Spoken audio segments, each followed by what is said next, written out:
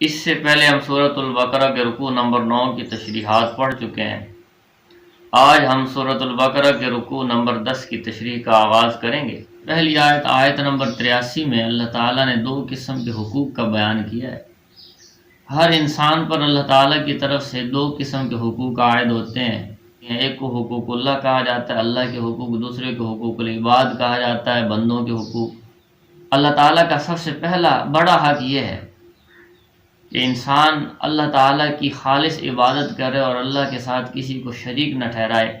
اللہ کی بندگی اختیار کرے اور انسان اللہ کی نافرمانی سے بچے۔ تو سورۃ البقرہ کے اس 10ویں رکوع کی پہلی آیت میں اللہ تعالیٰ نے یہود کو ان حقوق کی یاد دہانی بطور وعدہ کے، بطور میثاق اور معاہدہ کے کرائی ہے اور انہیں ان احکامات کی پابندی کا حکم کیا ہے۔ سب سے پہلے اللہ تعالیٰ نے انہیں شرک سے بچنے کا اور خالص اللہ کی عبادت کرنے کا حکم کیا۔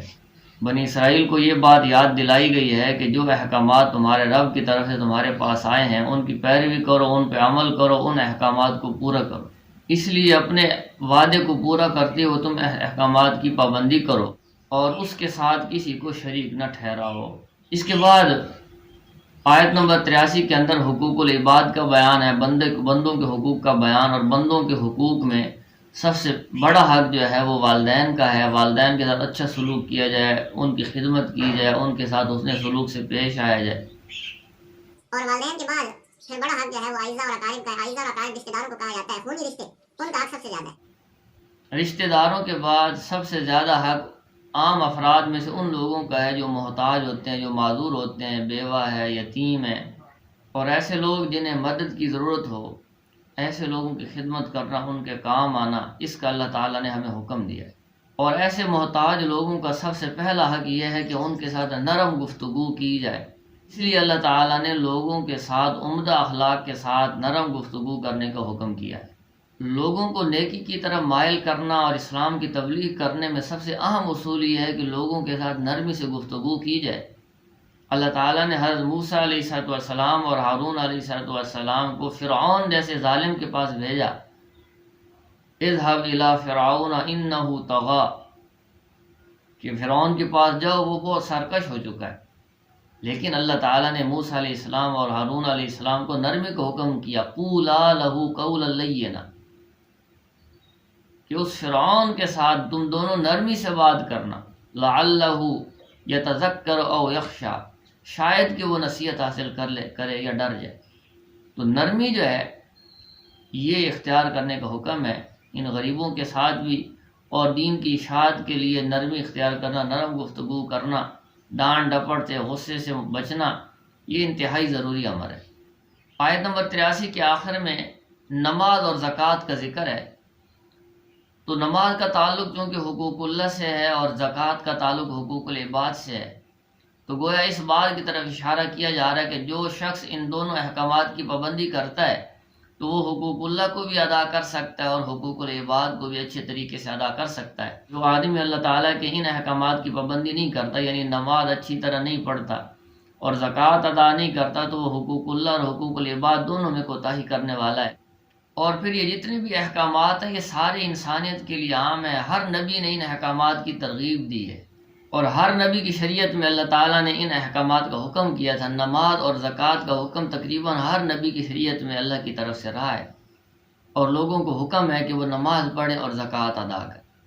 اب بنی اسرائیل کو بھی ان احکامات کو پورا کرنے کا حکم تھا، لیکن انہوں نے اپنے وعدے کی خلاف ورزی کی اور ان احکامات کو چھوڑ دیا۔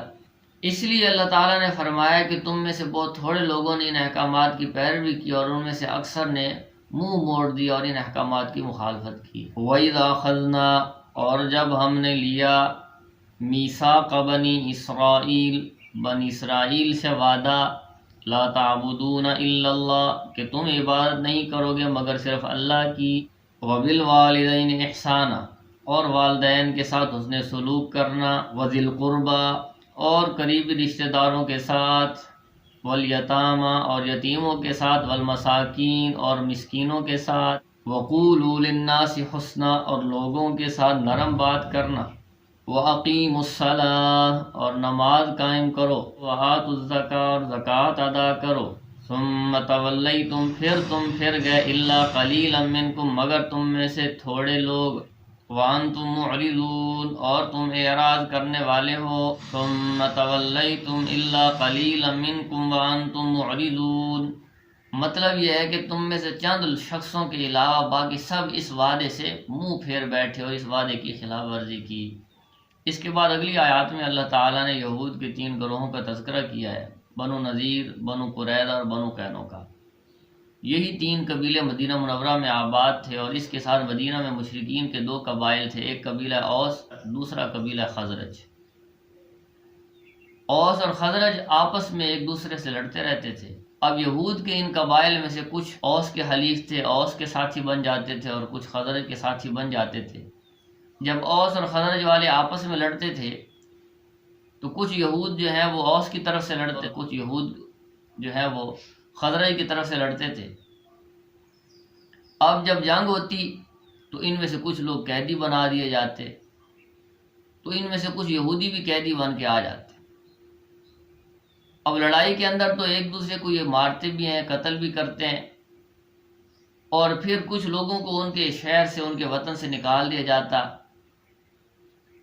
اور ان کو ملک بدر کر دیا جاتا۔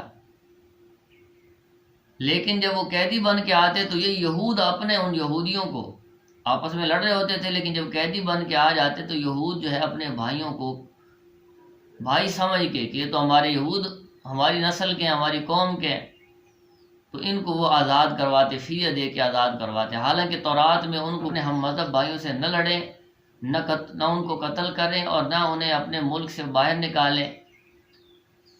اور دوسرا حکم یہ تھا کہ اگر قیدی ہو جائیں تو ان کو فدیہ دے کے آزاد کروائیں۔ تو اب یہ تورات کے اس حصے پر عمل کرتے کہ فدیہ دے کے ان کو آزاد کروا لیتے، تو اللہ تعالیٰ نے ان آیات مبارکہ کے اندر بیان کیا کہ تم تورات کے کچھ احکامات پر تو عمل کرتے ہو کہ فدیہ دے کے ان کو آزاد کروا لیتے ہو، لیکن کچھ پر عمل نہیں کرتے کہ اپنے ہی ہم مذہب بھائیوں کے ساتھ جنگ کرتے اور انہیں قتل کرتے اور انہیں وطن سے باہر نکال دیتے۔ اور اس کے بعد اللہ تعالیٰ نے آخر میں فرمایا ہے کہ یہود یہ سب کچھ صرف مالی فائدے کے لیے کرتے تھے، مالی آدمی کو اختیار دے دنیاوی فائدے حاصل کرنے میں اور اخروی فائدہ حاصل کرنے میں، کہ تمہیں دنیا کا فائدہ چاہیے یا آخرت کا فائدہ چاہیے، تو وہ آخرت کے فائدے کو چھوڑ کے دنیا کے فائدے کو ترجیح دے۔ تو اللہ تعالیٰ فرما رہے ہیں کہ تم نے یہ سودا بڑے گھاٹے کا سودا کیا ہے کہ دنیا کے عارضی فائدے کے لیے آخرت کے ہمیشہ کے فائدے کو چھوڑ دیا۔ تو ایسے لوگوں کو قیامت کے دن اتنا سخت عذاب دیا جائے گا جو کبھی ہلکا نہیں ہوگا۔ اس کا مال اور اس کی مدد کرنے والے قیامت کے دن کسی کام نہیں آئیں گے، انسان کی نیکی ہی قیامت کے دن کام آئے گی۔ ثم انتم ہؤلاء، پھر تم وہ لوگو، تقتلون انفسکم، جو قتل کرتے ہو اپنی جانوں کو، یعنی تم وہ لوگو جو اپنوں کو قتل کرتے ہو، وتخرجون فریقا منہم من دیارہم، اور تم نکالتے ہو اپنوں میں سے ایک جماعت کو ان کے گھروں سے، تظاہرون علیہم بالاسم والعدوان، گناہ اور ظلم سے چڑھائی کر کے، وَإِن يَأْتُوكُمْ أُسَارَىٰ، اور اگر وہ آ جائیں تمہارے پاس قیدی بن کے، تُفَادُوهُمْ، تو تم فدیہ دیتے ہو ان کی طرف سے، وَهُوَ مُحَرَّمٌ عَلَيْكُمْ إِخْرَاجُهُمْ، حالانکہ ان کا نکال دینا ہی تم پر حرام تھا۔ أَفَتُؤْمِنُونَ بِبَعْضِ الْكِتَابِ وَتَكْفُرُونَ بِبَعْضٍ، کیا تم کتاب کے بعض حصے پر کچھ حصے پر ایمان رکھتے ہو اور کچھ کا انکار کرتے ہو؟ فما جزاء من يفعل ذلك منكم، پس کیا جزا ہو سکتی ہے اس کی تم میں سے جو اس طرح کا کام کرے،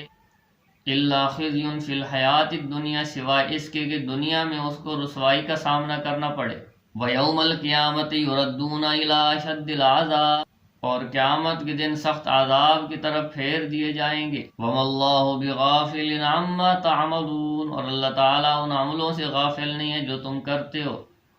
اولئک الذین اشتروا الحیات الدنیا بالآخرۃ، یہ وہ لوگ ہیں جنہوں نے دنیا کی زندگی کو خرید لیا ہے آخرت کے بدلے میں،